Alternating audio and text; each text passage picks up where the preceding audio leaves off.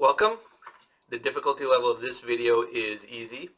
Today we're going to talk about how India as a country is not a high growth economy and arguably never really was.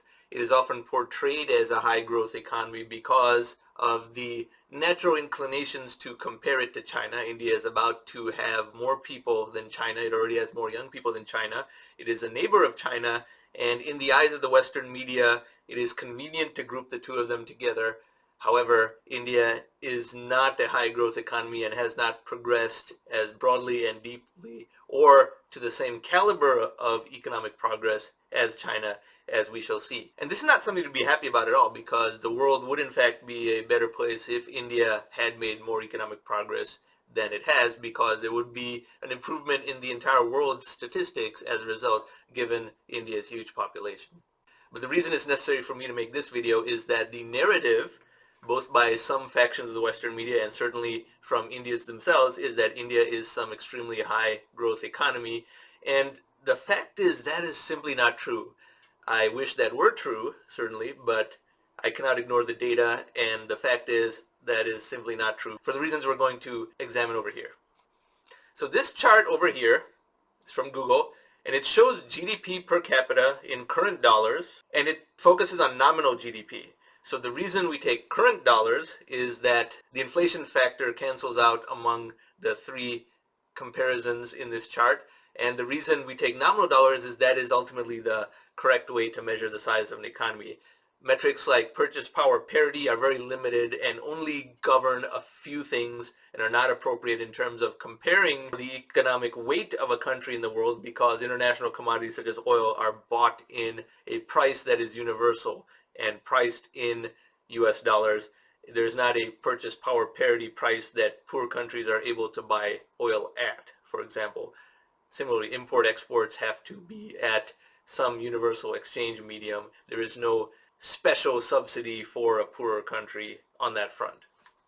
Now, this chart starts in 1960 and goes until 2018. I'm not sure why Google has not updated it after 2018, but this is a pretty lengthy period of time. And the vertical axis here is logarithmic, as we can see. Now, when something is logarithmic, you can tell the magnitude of gap between individual lines and take it geometrically. In 1960, the approximate distance between the per capita GDP of India and the entire world, of which both the United States and India are a part, and the United States, was a certain distance. So just take a visual appraisal of the distance between the two lines. And here in 2018, the distance is about the same. None of these three lines have meaningfully got closer to each other or further from each other. The United States exceeds the world average by roughly the same distance in 2018 that it did in 1960.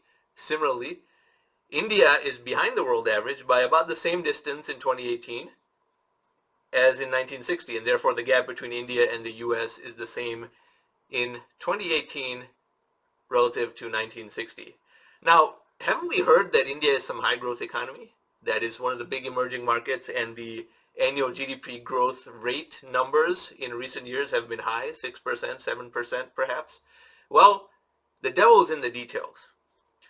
India, due to a number of extremely poor policy decisions, combined the worst of all worlds in terms of government control of the economy versus being closed to free market trade and import-export businesses, and really fell behind from 1960 to 1995 even, right? A lot of Indians believe a narrative that some major economic miracle occurred in 1991 based on certain reforms, but what that really was just a reversion to where it was in 1960 in relative terms.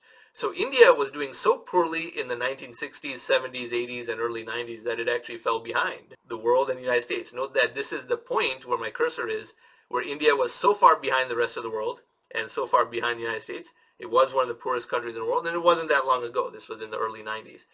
And whatever growth occurred after those events of the early 1990s, there was a period of some catch-up, but that was only a few years, not enough to be called a trend.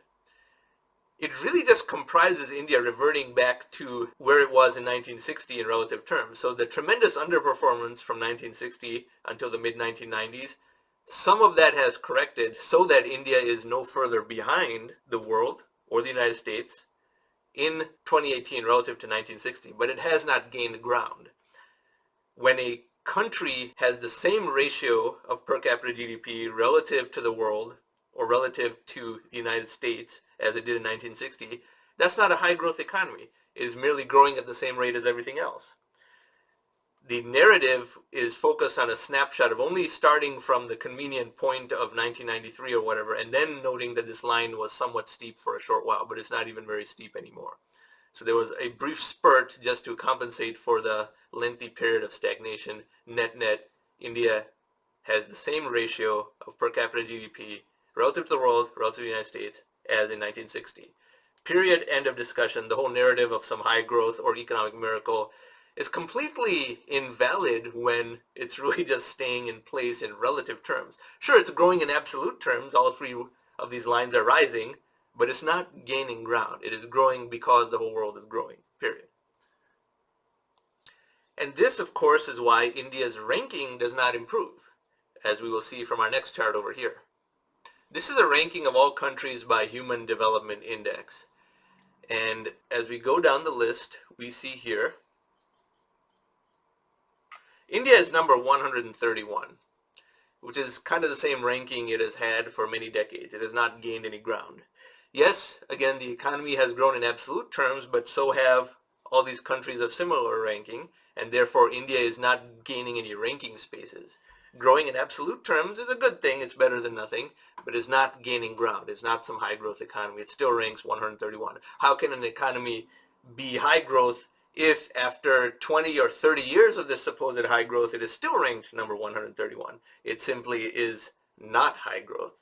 It is merely staying in place relative to the rest of the world and similarly ranked countries, all of which are growing.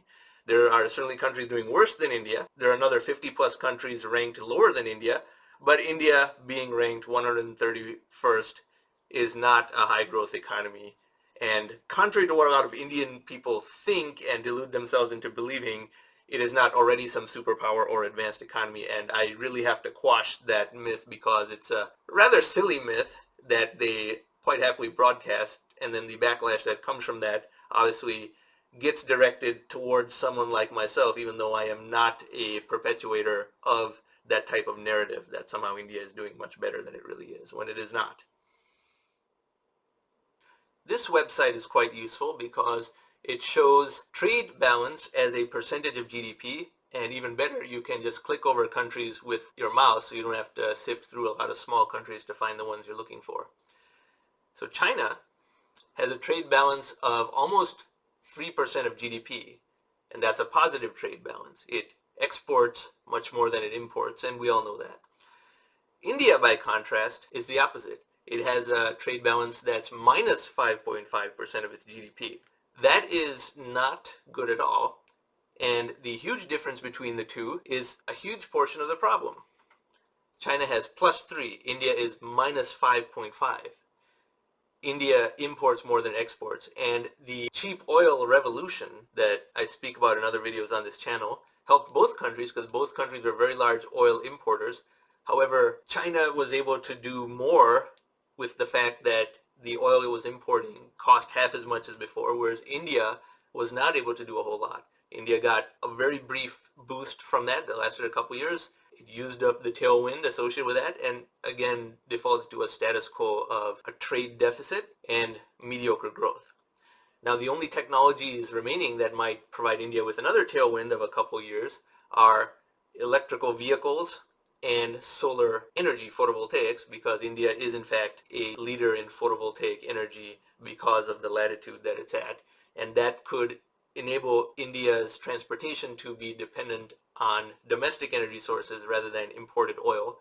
But again, that would give India another couple years of high growth, after which it will revert back to the status quo of lower growth. So there you have it.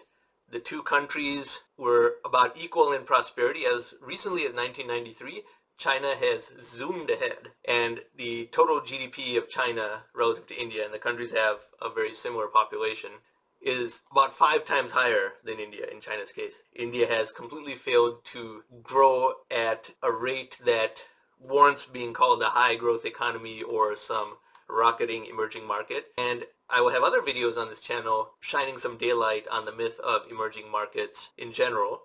And not just India, but pretty much every emerging market except from China. China is the only country that has really transformed its economy in the last 30 years and jumped up the rankings. But I hope you found this content informative and learned something from this video. Thank you for watching.